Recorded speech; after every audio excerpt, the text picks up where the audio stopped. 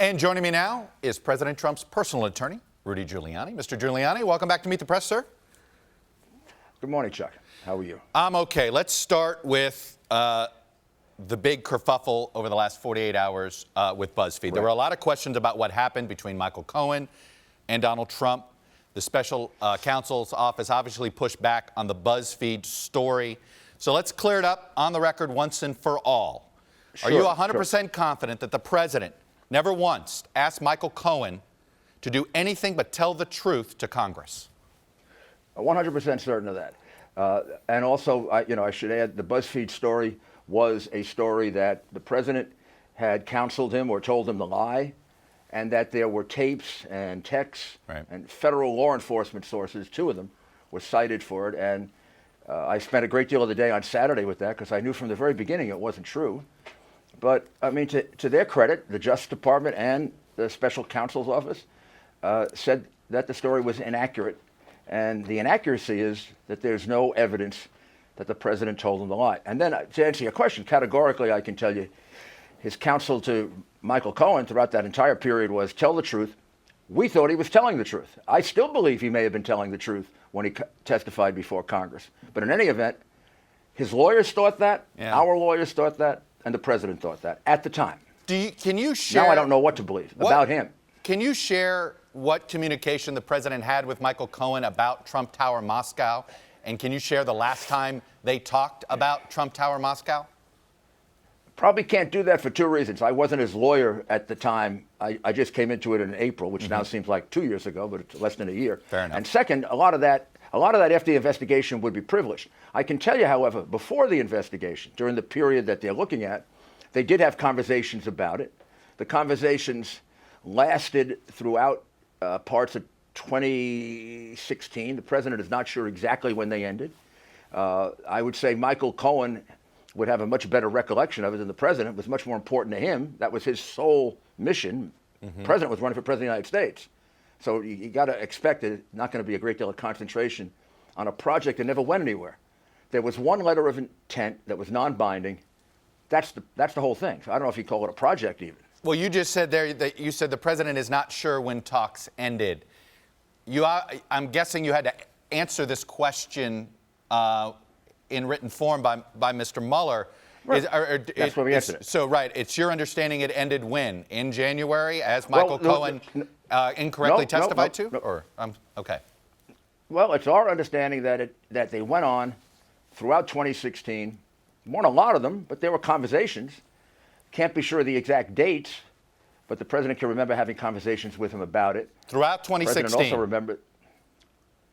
Yeah, probably could be up to as far as October, November. Our answers cover until the election. So anytime during that period, they could have talked about it. But the president's recollection of it is that the thing had petered out quite a bit. They sent a letter of intent in. They didn't even know where to send it. They knew so little about it. They'd finally gotten straightened out, and then they abandoned the project.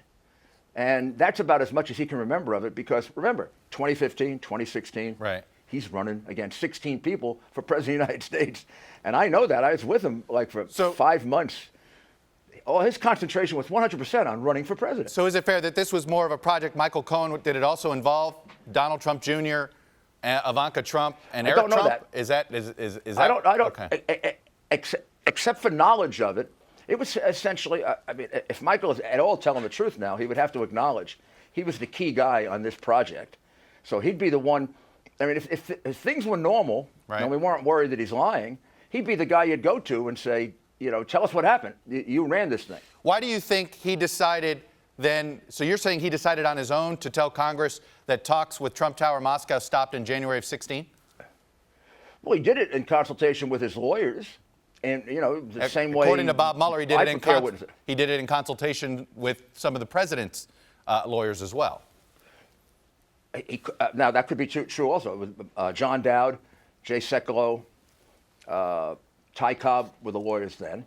And it would be not uncommon, since there was a joint defense agreement, that I don't know if they participate in the preparation, but they'd certainly be told about it, just like he would be told about what other people were doing. So, that's what a joint defense agreement's all about. So just to clarify, talks of Trump Tower Moscow went as late as October or November of 2016, even in Right. some form. Could be. The president's recollection is I talked about it with him in 2015, 2016. Can't tell you the exact sequence, can't tell you the exact dates. We talked about the project. We talked about the fact that he was going to send in a non-binding letter of intent. And then at some point, he came to me and informed me that it didn't go anywhere. Do you know why it didn't go anywhere? I don't, actually. No, I don't know why it didn't go anywhere. Nor does the president really know exactly why. I mean, there are a lot of these things that happen in a business like his. You send in a letter of intent, and maybe 1 out of 3, 1 out of 4 turns out to be a project. It's like a very early stage proposal. But this, as far as the president was concerned, an active project to at least October or November of 2016, an active potential deal. Yeah, I would say an active proposal. It's like my business. I make proposals to do security work. Probably got 6 of them out right now. If you would ask me what countries am I doing business in, I'd just tell you the 2 I'm doing business in, not the other 6, because I may never do business there. Let me ask you about what you said on CNN earlier this week about the issue of collusion. Let me play first your statement to Mr. Cuomo and go from there. Well, you just misstated my position. I never said there was no collusion between the campaign or between people in the campaign. Yes, you I have no idea if I have not. I said the President of the United States. I'm going to play for you a collection of yourself and the president on this issue of collusion. Take a listen, and then I'll get you to respond. There is no collusion between me and my campaign and the Russians. There was no collusion between us and Russia. There was no collusion on my side, I can tell you that. Right. Everybody knew it. There has been no collusion between us and the Russians. But there has been no collusion. They won't find any collusion. It doesn't exist. I know from having been on the campaign that there was no contact with Russians, no discussion with Russians. All right. Now, you have said you now are creating a specific that it's just the president there was no collusion for. It does seem like a change. You said it is not. Why shouldn't we view this as a change? Well, I'll tell you, because each time I said that back then, and each time the president said it, I shouldn't say each time. Most of the times I said it back then, I qualified it with, to my knowledge, which is, of course, all I would know. So if I'm saying there's no collusion on the campaign, of course, I don't know everyone on the campaign. To my knowledge, there's no collusion on the campaign. I probably didn't qualify it every time I said it. Then in the case of Chris, he asked me to qualify it. He asked me a question before that about, well, how would you know? And I made it clear that I wouldn't know everything that happened. I represent the president. Right. I know his knowledge directly, talking to him. I'm in a strange position of having been intimately involved in a large part of the campaign. I know what I know from that, no Russian collusion. But how do I know if somebody, I mean, like when Papadopoulos came along, there was a big furor about how he might have been colluding with the Russians. Turned out that he wasn't. At the time that came up, I wouldn't have known if he was or he wasn't. Now I know he wasn't. You know, some people could watch you on this and say, you know, you've had to sort of change the context of how you're describing that story to your knowledge, that you keep, as you get more knowledge, you tell us more of the story. Are you confident your client is being 100% truthful to you? Yes, absolutely. I don't tell you more of the story. Well, it is true. In the first month or 2, I didn't know it, and I had to learn it. Probably since May, I haven't learned any new facts except a few things that have come along. Actually, it's as you drill down further on a story. If you ask me a general question, I'll give you a general answer.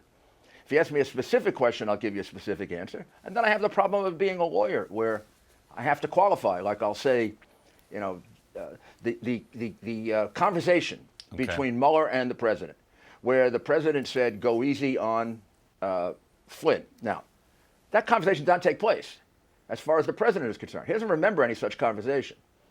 But then I'll say, even if it took place, there's nothing illegal about it. That confuses people. Because when you say, even if it took place, it's not illegal, people think, well, you're admitting the conversation took place. It's a complexity that happens because of, I guess, the difficulty of this subject.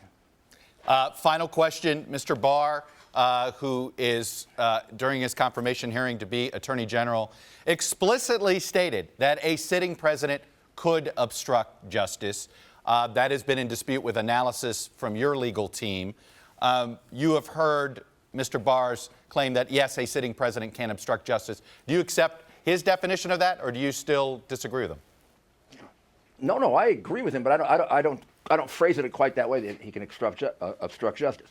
A president firing somebody who works for him, if he does no other corrupt act other than just fire him, it can't obstruct justice, because that's what Article 2 of the Constitution gives to him solely, not Congress, not anybody else.